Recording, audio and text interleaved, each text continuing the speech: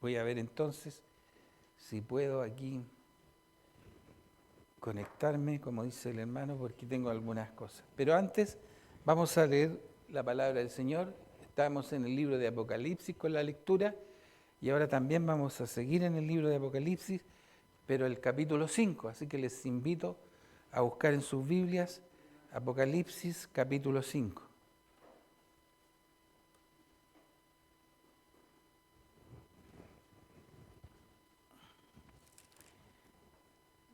Dice así la palabra del Señor en Apocalipsis capítulo 5. Y vi en la mano derecha del que estaba sentado en el trono un libro escrito por dentro y por fuera y sellado con 7 sellos. Y vi a un ángel fuerte que pregonaba a gran voz: ¿quién es digno de abrir el libro y desatar sus sellos? Y ninguno, ni en el cielo, ni en la tierra, ni debajo de la tierra, podía abrir el libro ni aún mirarlo. Y lloraba yo mucho porque no se había hallado ninguno digno de abrir el libro, ni de leerlo, ni de mirarlo. Y uno de los ancianos me dijo: no llores, he aquí que el león de Judá, que el león de la tribu de Judá, la raíz de David, ha vencido para abrir el libro y desatar sus 7 sellos. Y miré y vi que en medio del trono y de los 4 seres vivientes y en medio de los ancianos estaba en pie un cordero como inmolado, que tenía 7 cuernos y 7 ojos, los cuales son los 7 espíritus de Dios enviados por toda la tierra.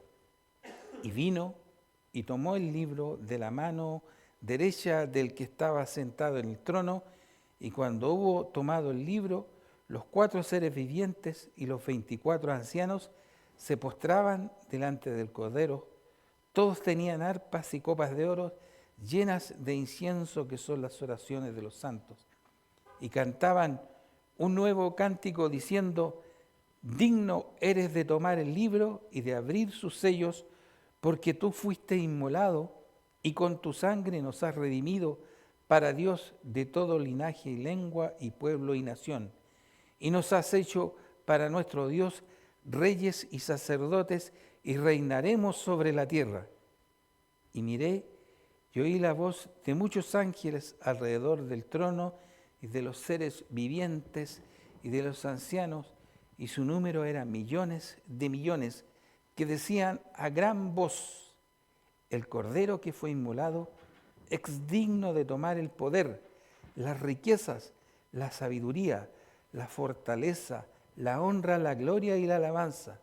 Y todo lo creado que está en el cielo y sobre la tierra y debajo de la tierra y en el mar, y todas las cosas que en ellos hay. Oí decir al que está sentado en el trono y al Cordero sea alabanza, la honra, la gloria, el poder por los siglos de los siglos. Los 4 seres vivientes decían amén, y los 24 ancianos se postraban sobre sus rostros y adoraban al que vive por los siglos de los siglos. Amén. Al que vive. Yo sé que Él vive. En la escuela dominical cantamos un corito: Él vive en mí. Él vive por los siglos de los siglos y Él vive en mí. Oremos. Señor, te damos gracias por tu palabra, que solo leer la palabra nos estremece y nos llena, Señor, de gozo. Y podemos ver, Señor, tu gloria y tu poder, más allá de lo que vemos hoy y de lo que tú has revelado. Señor, gracias. Ayúdanos a entender, Señor. En el nombre de Jesús. Amén. Apocalipsis es un libro.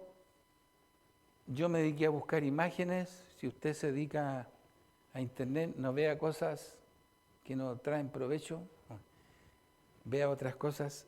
Me dediqué a ver imágenes sobre Apocalipsis.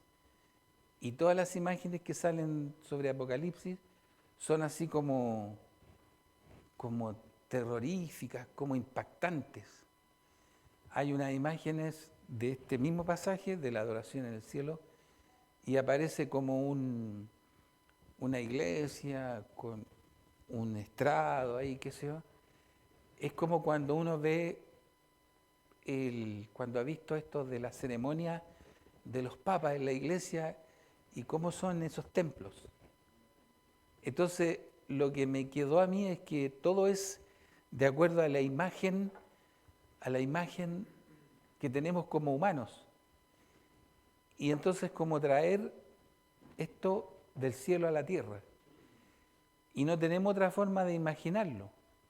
Lo imaginamos y lo comparamos con cosas humanas, pero Dios no se compara a nada humano. Cuando leímos la lectura bíblica, que la leímos juntos, el título era La adoración celestial, y cuando comenzaba el pasaje decía, después de esto miré, porque Juan a él le fue revelado esto, y estaba en una isla, fue tomado por el Espíritu. Después de los acontecimientos anteriores al capítulo 4, dice, después de esto miré, y aquí una puerta abierta en el cielo. Una puerta abierta en el cielo. Y dice, y la primera voz que oí, como de trompeta, hablando conmigo, dijo, sube acá. Una voz que se imaginó Juan. Una puerta que se abrió. Imagínense que usted abre la puerta y ve la imagen en el cielo, no aquí en la tierra. Y ahí comienza toda esta imagen de lo que él comienza a ver. Y ve uno sentado en un trono, luces, y lo compara con lo más precioso que hay aquí, la Escritura, con piedra jaspe, cornalina, colores. Más lindo que lo más lindo que pueda tener que una joya, una mirada en una puerta que se abrió en los cielos. ¿Se lo imagina? ¿Cómo es de hermoso? ¿Qué impacto causaría? Recién cuando leímos la palabra nos causa impacto y nos motiva. Imagínense una imagen del cielo, de ver. Entonces dice que ahí vio y se pudo dar cuenta de lo que allí ocurría. Entonces nosotros avanzamos en el capítulo que leí yo ahora, que hay aquí una situación que se le presenta a Juan, que dice que vi en la mano derecha del que estaba sentado en el trono un libro escrito por dentro y por fuera. Bueno, no era un libro, sino que era un rollo, la palabra, porque antes no existían los libros, y estaba escrito por dentro y por fuera, y a veces las imágenes nos presentan un rollo que tiene como puntitos, y entonces usted lo abre y está escrito por todos lados, porque ahí estaba toda la historia que el Señor tiene para la humanidad desde el principio hasta que Él venga, historia que todavía no se termina de escribir. Entonces dice que, vamos a poner una imagen aquí para que seamos más, nos podamos imaginar más bien lo que está diciendo ahí. Eso es lo que Apocalipsis nos muestra ahí. Apocalipsis muestra esta imagen y ahí tenemos lo que simbolizaría lo que vamos a ver, Apocalipsis. Está el pergamino, la escritura, el cordero y el león de la tribu, la comparación de un león, ¿cierto? Y entonces, Apocalipsis 5, el rollo y el cordero. Y entonces, avanzando en un libro escrito por dentro y por fuera, sellado con 7 sellos, y vio un ángel fuerte que pregonaba a gran voz y hacía una pregunta: ¿quién es digno de abrir el libro y desatar sus sellos? Cuando dice abrir el libro para leerlo y desatar sus sellos, está diciendo quién es digno, quién puede hacer esto. ¿Quién? Pregona a gran voz el ángel fuerte, un ángel fuerte. Y ninguno, después viene, dice, y ninguno, ni en el cielo, ni en la tierra, ni debajo de la tierra, podría abrir el libro, ni aún mirarlo. Imagínense qué estaba ahí en ese libro, que no podía hacer. ¿Y se acuerdan ustedes el arca del pacto, que tenían los levitas sus funciones, y cuando alguien hacía una función que no le correspondía, ¿qué pasaba? Fulminado, eliminado, ¿cierto? Como dice el hermano ahí. Más que le cortaban la cabeza, desaparecía. Aquí era lo mismo, si alguien hubiese tomado ese libro, que no fuera digno, porque estaba decretado por Dios, no podía hacerlo, ¿cierto? Y entonces dice, cuando el ángel pegó, y entonces dice Juan, porque entró en esa puerta que se abrió, ven acá y mira, le dijeron, y ella estaba adentro ya. Entonces cuando estaba y comenzó a ver todo esto, impactado dijo, y lloraba yo mucho porque no se había hallado ninguno digno de abrir el libro, ni de leerlo, ni de mirarlo. Estaba penado, estaba entristecido Juan. ¿Quién va a abrir ese libro? Ese maravilloso libro. Y uno de los ancianos me dijo, no llores.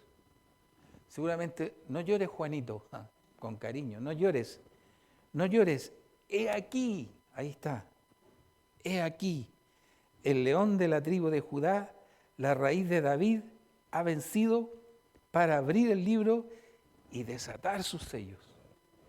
Leer ese libro, desatar los sellos, que la historia transcurra.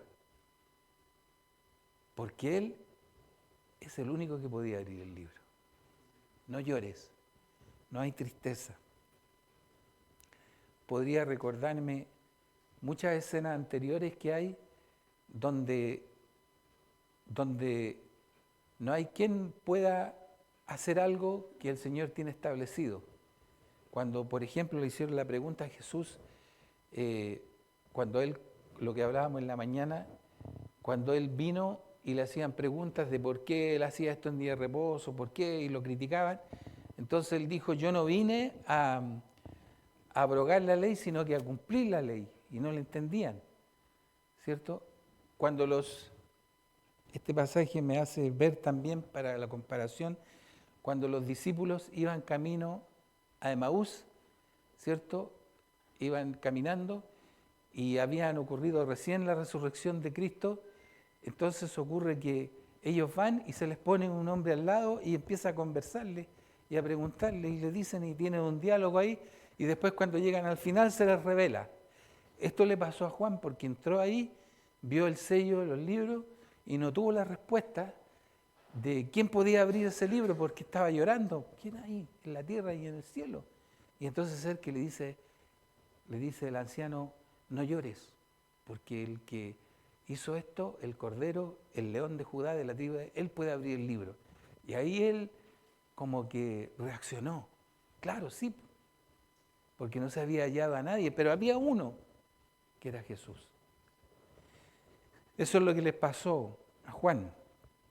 Y después de esto, dice, y miré y vi en medio del trono y de los 4 seres vivientes y en medio de los ancianos estaba de pie un cordero inmolado que tenía 7 cuernos, 7 ojos, los cuales son los 7 espíritus de Dios enviados por toda la tierra. Miré y vi en medio del trono, veo a Jesús. ¿Por qué dice un cordero inmolado? Porque Él fue llevado al matadero como oveja, como cordero. Y fue muerto, como cuando llevan a un cordero y lo ejecutan, lo sacrifican. Ese es lo que tiene como a su haber Jesús para poder hacer esto, la obra que Él hizo. Y además tiene otras características, y que aparte de esto, tenía 7 cuernos y 7 ojos. ¿Por qué 7 ojos, 7 cuernos? Ese es un símbolo de perfección, de que toda la mirada perfecta y completa de Dios lo sabe y lo conoce todo. Y Jesús lo ve y lo conoce todo. Y están el poder, 7 cuernos reflejan poder. Y está todo el poder en Él. Porque todas las cosas fueron hechas por Él y para Él. ¿Se fijan? Y entonces dice esto, los cuales son los 7 espíritus de Dios enviados por toda la tierra. Esta es lo que nosotros vemos aquí en la Escritura y estamos interpretando de lo que Juan escribió. Y vino este Cordero inmolado que tenía el derecho y que tenía toda la potestad, tomó el libro de la mano derecha del que estaba sentado en el trono, y cuando hubo tomado el libro, cuando él tomó el libro, los que estaban allí, porque no se había hallado ninguno digno, los seres vivientes, los 24 ancianos, se postraron ante él, delante del Cordero. Todos tenían arpas, copas de oro, de incienso, que son las oraciones de los santos. Estaba todo lo bueno ahí, todos los galardones, todo. Y ellos vieron esto, ¿cierto? En arpas, coronas de oro, inciensos y las oraciones de los santos, y cantaban un nuevo cántico diciendo: digno eres de tomar el libro y de abrir sus sellos, porque tú fuiste inmolado y con tu sangre nos has redimido para Dios de todo linaje, lengua, pueblo y nación. Por la obra que él hizo, incomparable, indestructible, de todo poder, se ganó esa dignidad. Todos sabemos el Evangelio, la obra de Cristo, lo que él hizo. Y entonces el respeto de las autoridades del cielo, de lo máximo, de esta puerta en el cielo, de la creación misma, más aún la consideración de nosotros, las oraciones de los santos, de usted, mía, suya. Porque nada de lo que hizo Jesús lo ganó con violencia, lo ganó con poder espiritual, con el cumplimiento de la ley, con agradar al que creó todas las cosas, a Dios, el Padre. Y entonces, cuando vemos esto, y ellos cantaban un nuevo cántico, y después dice, además hay que ver que en este pasaje dice, Él ha tenido Dios, dice, porque tú fuiste inmolado y con tu sangre nos has redimido para Dios de todo linaje, lengua, pueblo y nación.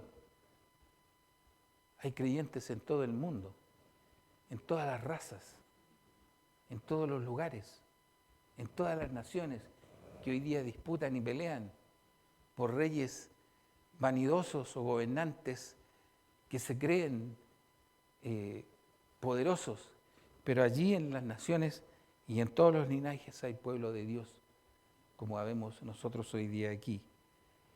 Y miré, el versículo 11, y oí la voz de muchos ángeles alrededor del trono y los seres vivientes y de los ancianos, y su número eran de millones y millones, que decían a gran voz: el Cordero que fue inmolado es digno de tomar el poder, la riqueza, la sabiduría, la fortaleza, la honra, la gloria y la alabanza. El Cordero que fue inmolado toma todo. No hay ninguna cosa que no pueda tomar. Es soberano sobre todo. Ese es Jesús. Nuestro Jesús, el que vino aquí a la tierra y se encarnó y se rebajó. Miren, ¿dónde está aquí? Miren quiénes le rinden pleitesía, no son reyes de la tierra, son de la adoración en el cielo, de lo máximo, de la pureza, de la limpieza, de la perfección máxima, y ese Jesús se humilló y vino, y es nuestro Jesús el que nos amó y se entregó por nosotros. Y estamos en este plano aquí. Y todo lo creado que está en los cielos y sobre la tierra y debajo de la tierra y en el mar, y todas las cosas que en ellos hay, oí decir al que está sentado en el trono y al Cordero sea la alabanza, la honra, la gloria y el poder por los siglos de los siglos.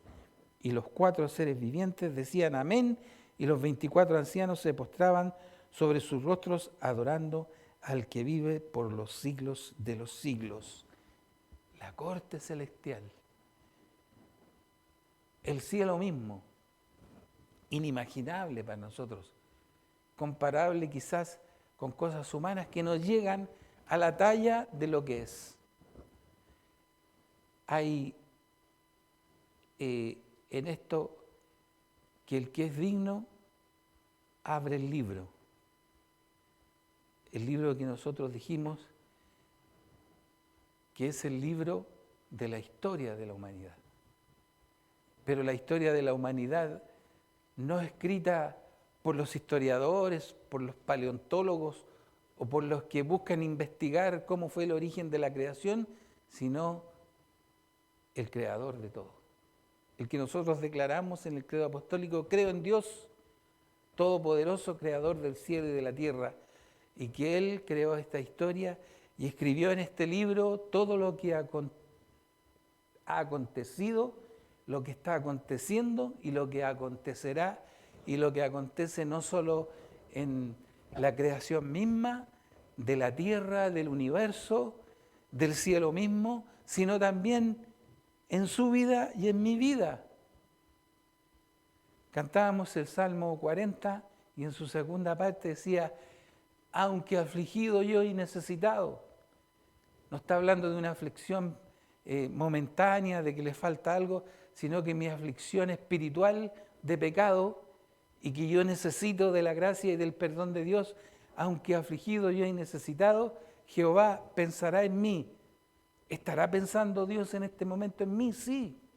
Pensó en mí porque me libró de mi pecado, de mi imposibilidad de llegar a Él, me libró y me llevó a Él. Me llevó a ser su amado, su escogido, su pueblo, parte de su pueblo. Somos su pueblo, somos su nación que trascenderá más allá de lo de esta tierra. Y entonces en el versículo que estamos viendo ahí, cantaban un nuevo cántico diciendo: digno eres de tomar el libro, de abrir sus sellos, porque tú fuiste inmolado y con tu sangre nos has redimido para Dios de todo linaje, lengua y nación. Digno. ¿Qué es la dignidad? ¿Usted es digno de algo? Me considero digno a veces de algunas pequeñas cosas. El Día del Padre me saludaron todas mis hijas, fueron a tomar once conmigo. Porque soy papá.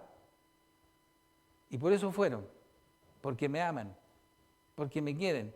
Y me decían que soy buen padre. Es decir, me siento digno y tengo que cumplir. Pero miren, imagínense, Jesús es más que eso. Todos esos atributos que tiene Él y que los cumple, es digno, como dice la Escritura, de ser Él quien lleve adelante y a cabo la historia. Y en este momento la historia está transcurriendo. ¿Y dónde va la historia? La historia va en que en este tiempo Jesús, como dice el credo, está sentado a la diestra de Dios Padre. Y desde allí, esa es la parte de la historia que tiene que cumplirse, vendrá a juzgar. Ya no vendrá a humillarse ni a entregarse, porque ya lo hizo, porque es digno por su obra, sino que vendrá para terminar con la historia, porque Él ya desató los sellos, abrió el libro y la historia está corriendo con el plan de Dios, la historia de Dios, el plan que tiene Dios trazado para la humanidad. Él es digno. Y entonces, el libro de Apocalipsis, como yo les decía en el principio, cuando uno ve imágenes en internet o interpretaciones, busca como cosas así que impactantes, que asustan. No, al contrario, es algo que da seguridad, es algo que da paz y quietud, porque estamos en las manos de quien creó todo, hizo todo, definió todo y tiene preparado todo lo mejor de acuerdo a su voluntad. Entonces cuando uno dice Jesús vendrá a juzgar a los vivos y a los muertos. ¿A quién juzgará? A los vivos y a los muertos. ¿Qué juicio habrá? ¿Un juicio severo? ¿Un juicio de temor?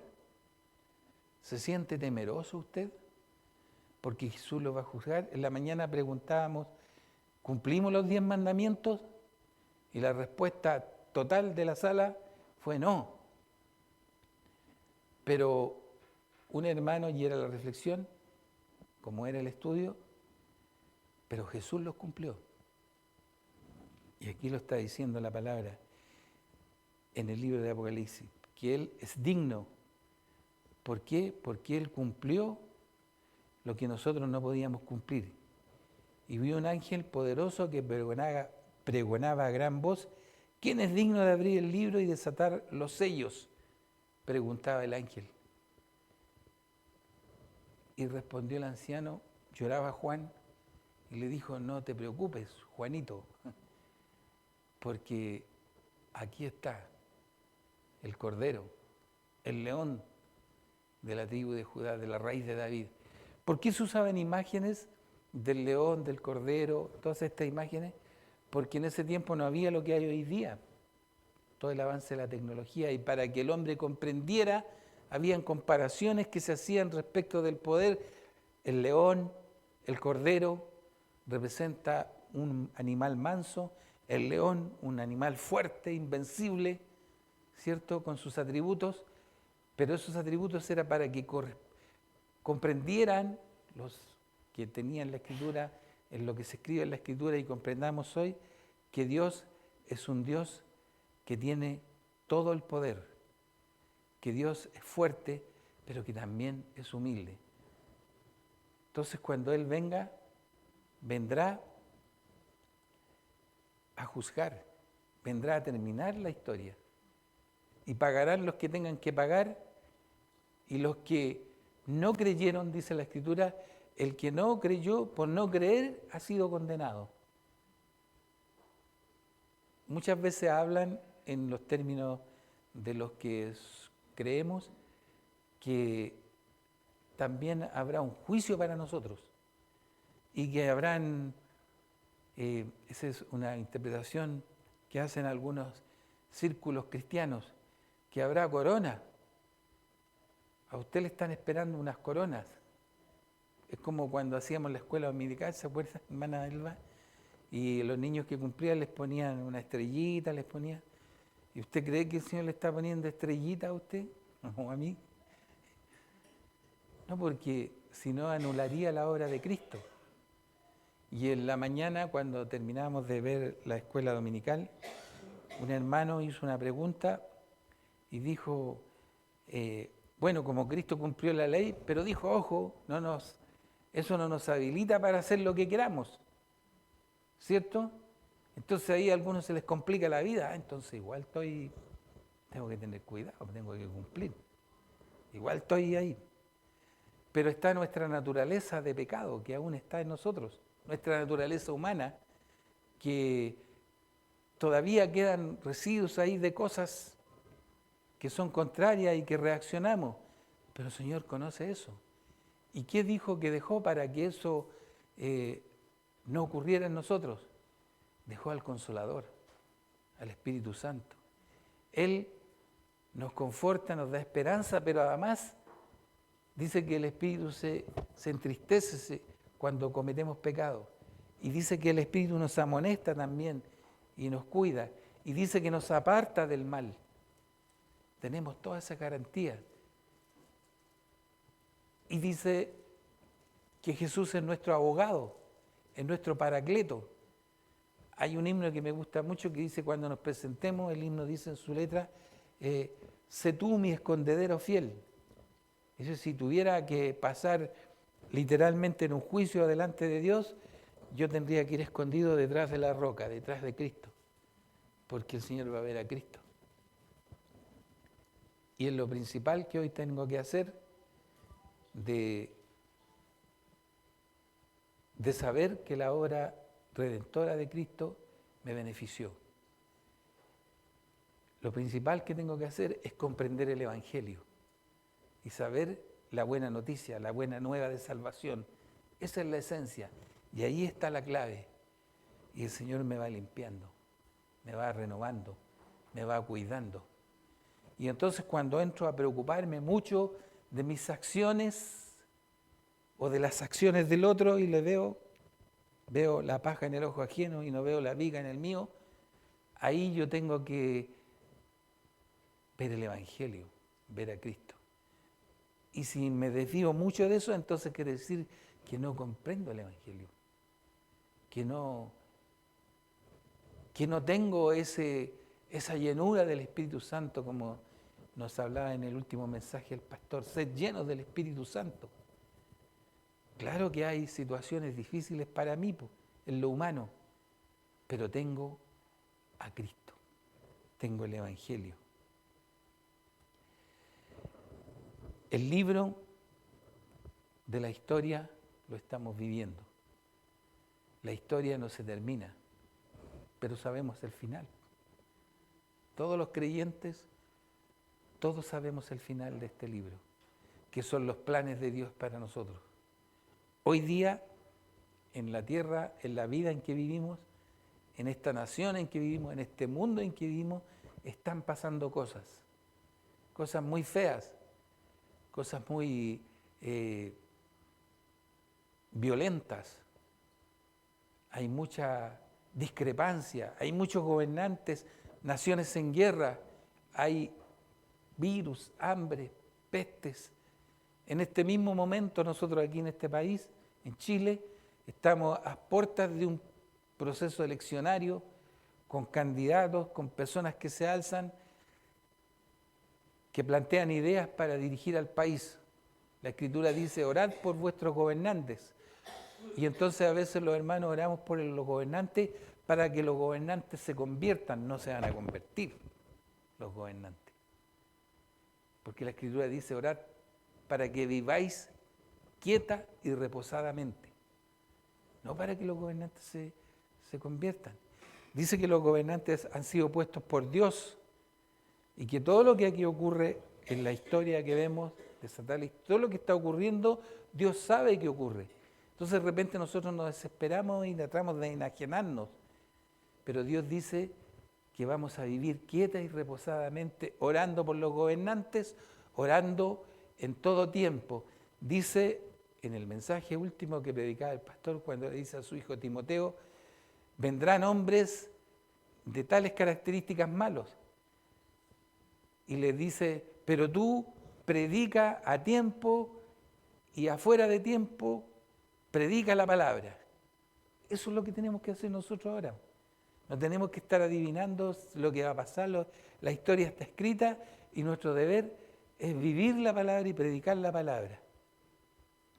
Fuera de tiempo, cuando corresponda y siempre vivir como la iglesia del Señor, creyendo lo que creemos, profesando lo que sabemos del Evangelio y de la Escritura, leyendo las Escrituras, orando los unos por los otros, estando en comunión.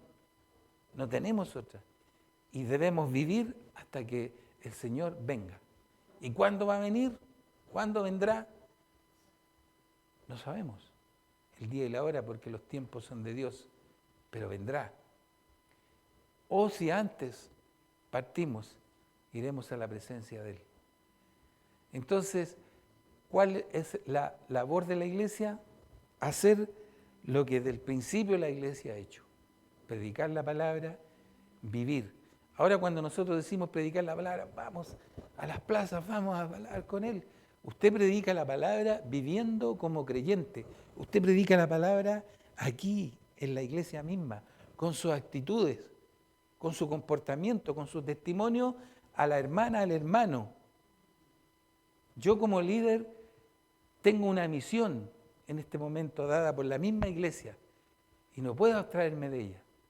Y tengo que tener esa consideración con la hermandad como presbítero, como líder, el pastor como pastor, el diácono como diácono, la hermana, el hermano, miembro de la iglesia como miembro de la iglesia. No podemos ofendernos entre nosotros, no podemos desagradarnos, no podemos desinteresarnos el uno por el otro y de orar, de preocuparnos. Y los de afuera verán eso y con eso fíjese que estamos predicando el reino de Dios sin hablar. Mejor es cuando se nos presenta la oportunidad y hablamos de Cristo a las personas y dialogamos con ellos. Y les queremos mostrar ese evangelio, no poniéndome de ejemplo yo, sino que poniendo la palabra. Mira, esto nos da paz, esto nos da la vida que tenemos, esto nos fortalece, esto me guía hasta que el Señor venga. Lejos del libro de Apocalipsis de ser un libro de terror y de los finales, es lo mejor que está por venir, lo mejor que está por cumplirse. Porque para el que no cree, dice la palabra, el que no cree, por no creer, está condenado. Por no creer está condenado.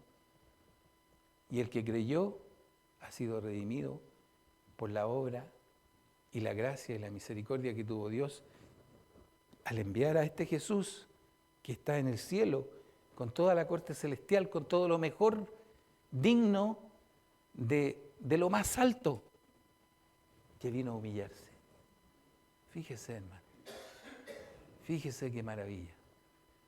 Que el Señor nos fortalezca, nos guíe y sigamos congregándonos, sigamos escuchando la palabra de Dios, sigamos confiando en Él y sigamos teniendo esta comunión y esto que el Señor nos ha puesto en nuestro corazón hasta que Él venga. Porque el plan de Dios es el plan que Él diseñó a través de la historia para nosotros y no hay otro plan mejor que este. Gracias al Señor porque nos ha llamado y ha puesto en nuestro corazón el creer, la fe. Porque esto no es de vosotros, es don de Dios. No por obras, para que nadie se gloríe, como dice Efesios, capítulo 8.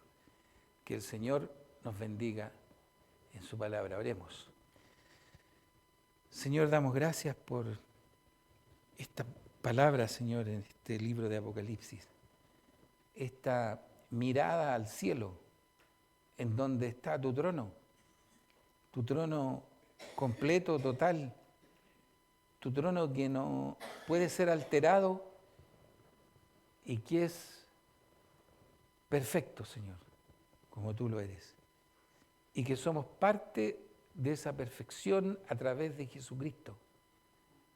Que estamos en tus manos, que estamos, Señor, cuidados por ti, guiados por ti. Y que tu Espíritu Santo nos fortalece y nos hace comprender esto que otros no comprenden. Permítenos, Señor, que cuando demos testimonio con nuestras vidas, con nuestras acciones, como iglesia, podamos, Señor, cuando tú nos presentes la ocasión, dar a conocer esto a otros que no lo conocen. No poniéndonos de ejemplo nosotros, sino que poniendo tu obra, tu gloria y tu honra, lo que tú eres. Gracias te damos, Padre, en el nombre de Jesús. Amén.